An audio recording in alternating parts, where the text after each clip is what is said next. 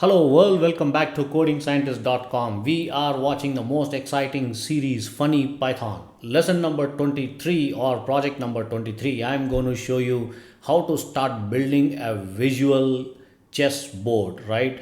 But in this lesson I am just going to show you a high level input of how to create the board, the chessboard with a GUI.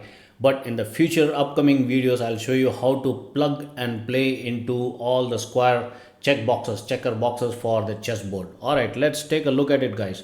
Now if you look at the number of codes, so basically, a chessboard is a type of a game board used for game of chess. Whole world knows about this game, right? On which pawns and the chess pieces are placed. A chessboard is usually square with an alternative pattern of squares of two colors. In this particular project I'll walk you through how to create and visualize a chessboard with Python program language. To create the chessboard, obviously we need to be using the Python code, and in addition to that we need to use the libraries like Matplotlib and for basically for visualization, and NumPy.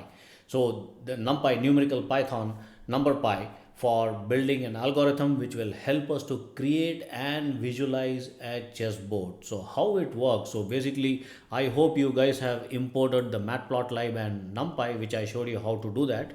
If you have any questions, you can reach out to me. I can help you install Matplotlib and NumPy either on Jetson Nano or on your Windows operating system or your Linux notebook.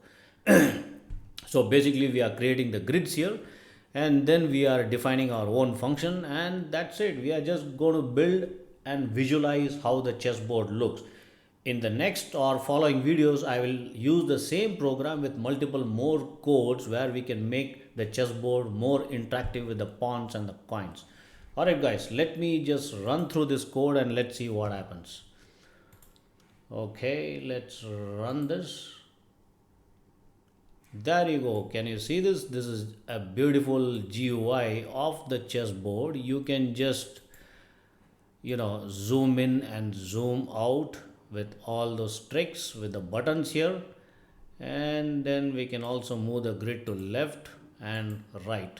That's it. That's all it does. But in the next lesson, in the next few videos, I'm going to show you how we can make these buttons more interactive with coins. That means the checker coins, the pawns and the kings and the queens, and all those.